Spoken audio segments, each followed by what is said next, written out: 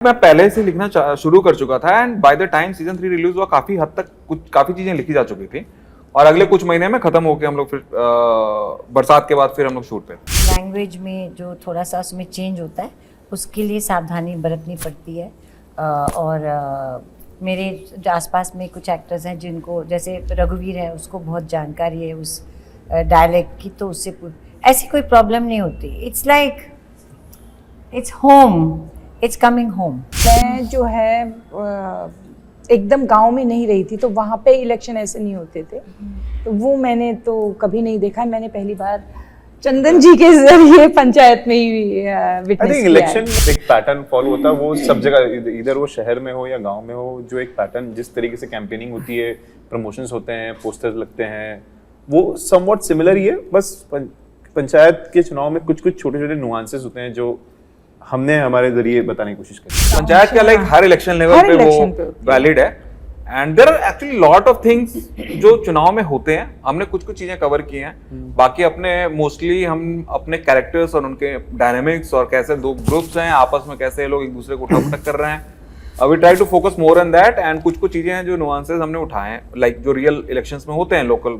Level पे। जीतू भैया थोड़ा ज्यादा पॉपुलर है, बट वो मिक्स हो जाता है, वो दोनों वर्ल्ड मिक्स कर देते हैं। जैसे अगर कोई कुछ बात करना चाहेगा तो मुझे जीतू भैया बुलाता है, बट वो पूछता है जीतू भैया रिंकी से आगे बढ़ेगा नहीं बढ़ेगा तो दोनों वर्ल्ड मिक्स कर देते हैं। तो आई थिंक उनको दोनों चीजों का हैंगओवर है, बट क्योंकि जीतू भैया एक ज्यादा इजी उनके जुबान पे आता है नाम, तो वो ज्यादा लोग बुलाते हैं। मेरे को लोग, सबसे ज्यादा लोग दो चीज़ों से पहचानते हैं, एक चोली के पीछे, एक पंचायत। आज जो भी मेरी प्रसिद्धि है वो इस वक्त सिर्फ पंचायत से है। अभी तो 24 जून को पंचायत आने वाला है, तो सचिव जी मेरे फेवरेट हैं। क्या सीजन 4 की स्क्रिप्ट सीजन 3 आने से पहले ही तैयार थी? हाँ जी, मैं पहले से लिखना शुरू कर चुका था and by the time season 3 release हुआ काफी हद तक काफी चीजें लिखी जा चुकी थी और अगले कुछ महीने में खत्म होके हम लोग फिर बरसात के बाद फिर हम लोग शूट पे। ओके, तो next question is with you director साहब। हमने देखा ट्रेलर देखा इसका, and you know I hope कि आप लोगों को पता चलेगा, द रिस्पॉन्स इज अमेजिंग। एक चीज़ मिसिंग हमें दिखी, टंकी, वो आपने ट्रेलर से क्यों हटा दिया? टंकी है नहीं, ट्रेलर वेरी मच देयर। अच्छा, वहां उस समय दिख नहीं रहा होगा, but it's very much there in the scene. टंकी कोई नहीं हटा सकता। जब जितनी बार आपको पंचायत ऑफिस दिखेगा, टंकी can not go anywhere.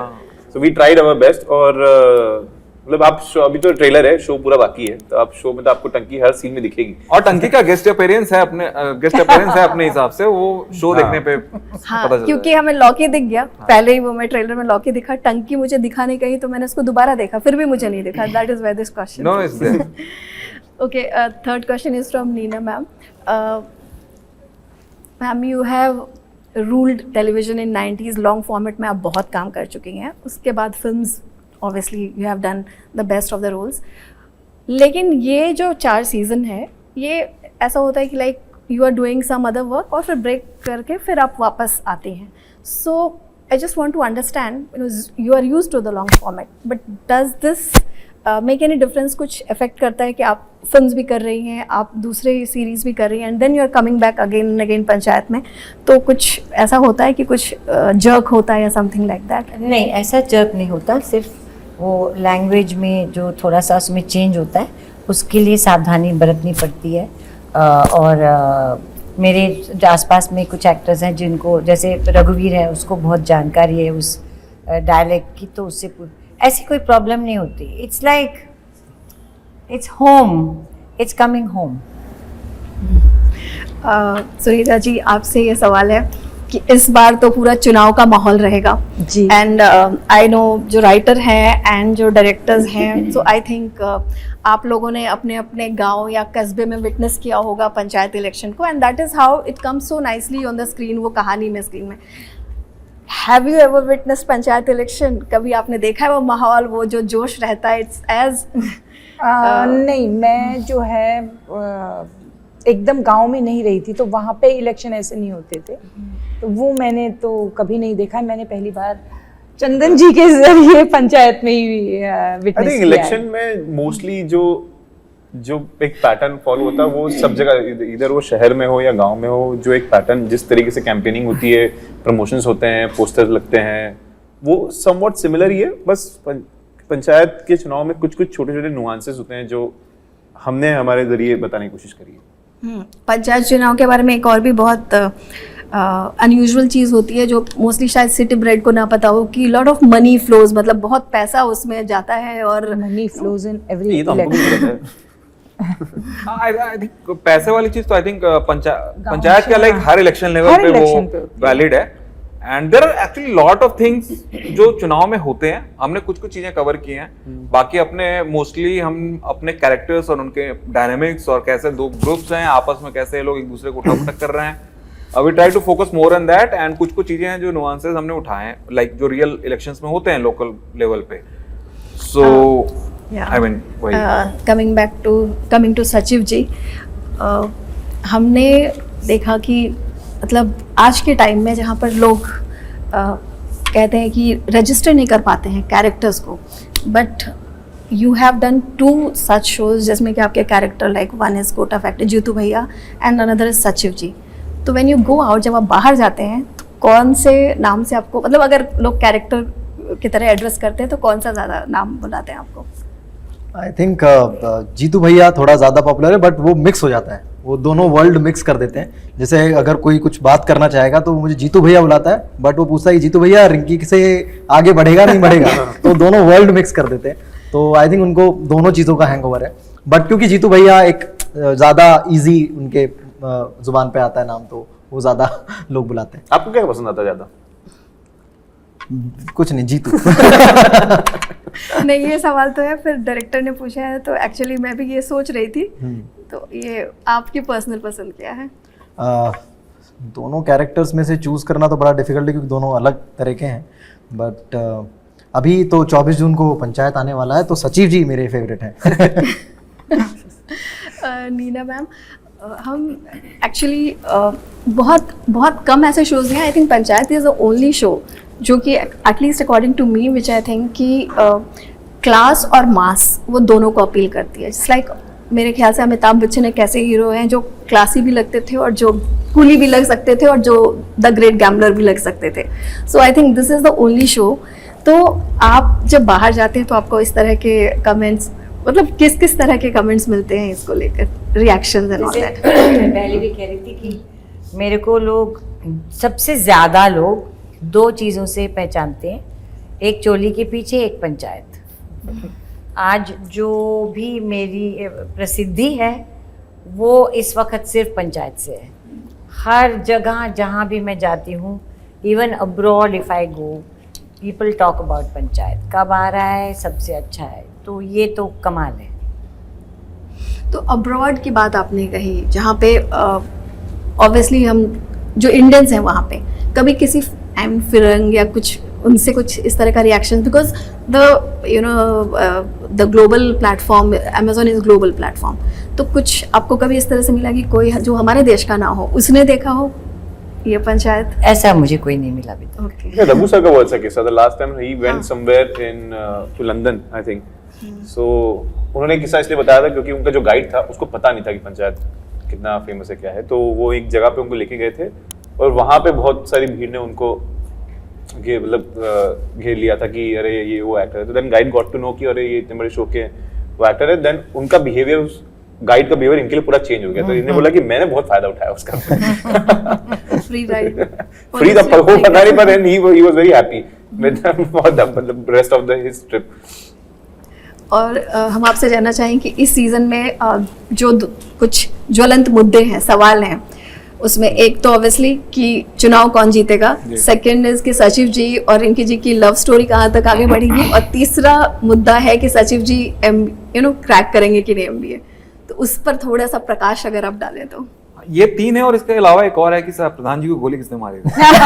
So, I think, चारों के लिए सीजन देखना आपको। तो वो चारों चीजें कवर होती हैं और काफी जवाब मिलेंगे, और दोज आंसर्स जो आएंगे वो कुछ ट्विस्ट के साथ आएंगे एंड कुछ सीधे सीधे आएंगे, कुछ ट्विस्ट के साथ आएंगे, एंड आई थिंक वही मिला जुला करके एक अच्छा सा सीजन 4 हाँ सीजन 4 है। अच्छा, आपको क्या लगता है कौन जीतेगा? मुझे तो लगता है कि आप ही, आई मीन मंजू देवी ही जीतेंगी। लेकिन हाँ, इसके बाद का कुछ हो सकता है, या फिर ये भी हो सकता है कि ये जीते और उसमें कुछ काउंटिंग को लेकर लफड़ा कुछ हो। अपील लफड़ाबाजी किया जाए और फिर बाद में ये ट्विस्ट आए कि आप जीतेंगे। स्क्रिप्ट लीक कर दिया, स्क्रिप्ट लीक कर पांचवी दिया, सीजन की तैयारी कर लो। स्क्रिप्ट लीक हो गई है। स्क्रिप्ट लीक हो गई है। season. लीक नहीं हुई, this is very obvious because Yeah, that's what happens It's in interesting. real. तो अच्छा, स्क्रिप्ट लीक हो गई बोले, जैसे मैंने बोला मेरे मुंह से बोलते बोलते निकल गया, इट्स वेरी ऑब्वियस। तो एज अ राइटर आप लोग को ऐसा लगता है कि जब आप प्लॉट्स लिखते हैं स्टोरी के कि अरे ये तो बड़ा ही ऑब्वियस है, अब मैं कुछ अलग कहाँ से लाऊं, नया कहाँ से लाऊं, बिकॉज आजकल तो most of the web series that comes on screen कि उसको लेके जब ऑनलाइन ट्रोलिंग होती है तो यही कहते हैं चैट जीपीटी से स्क्रिप्ट उठा ली गई है, मतलब बड़ी बड़ी सीरीज की बात मैं बोल रही हूँ। और अभी रिसेंटली एक बहुत ही एक्सपेंसिव सीरीज आई है, उसके लिए तो स्पेशली बहुत इस तरह के कमेंट आए। तो how do you make this, I think obvious लग रहा है इससे तो मैं नहीं डरता हूँ कभी भी उस चीज में, कह रही है तो ऑब्वियस लग रहा है वो, क्योंकि अब फिर तो सारी फिल्में उठा लो तो शुरू होते ही आपको दंगल में पता है कि लास्ट में मेडल मिलना है। Right. बस जॉनर थ्रिलर और सस्पेंस नहीं है। हाँ, सो बीच में उस ऑब्वियस चीज को कितने इम्पैक्टफुल तरीके से लिखना है, दिखाना है on screen, I think matter वो करता है कि कैसे आप दिखा रहे हो। Obvious को कैसे interesting बनाना हाँ, है। कि ऑब्वियस को कैसे इंटरेस्टिंग बनाना है, और अगर आप ऑब्वियस नहीं भी रख रहे हो उसे भी कैसे इंटरेस्टिंग बनाना है। तो आई थिंक इंटरेस्टिंग कैसे बनाना इज द ये ज्यादा जरूरी है। ऑब्वियस थोड़ा बहुत कुछ है भी तो उसमें नॉर्मली आई डोंट माइंड। आपने बोला कि जब आप बाहर जाते हैं तो लोग सचिव जी और रिंकी के बारे में पूछते हैं, तो आपको कहाँ पे इस तरह के सवाल झेलने पड़े और आपका जवाब क्या था? नहीं, हाँ, बहुत ज्यादा लोग ये माइक, सवाल पूछते माइक। हैं। हाँ सर, बहुत ज्यादा लोग ये सवाल पूछते हैं कि हाँ सचिव जी क्या चल रहा है रिंकी के साथ, कब इस बार क्या देखने को मिलेगा और कितना तो पर वो ज्यादा बॉदर नहीं करता है सवाल। वो खुशी होती है कि लोग इतना अप्रिशिएट कर रहे हैं चीज को और इतनी बारीकियों से देख रहे हैं पूरे सीजन को।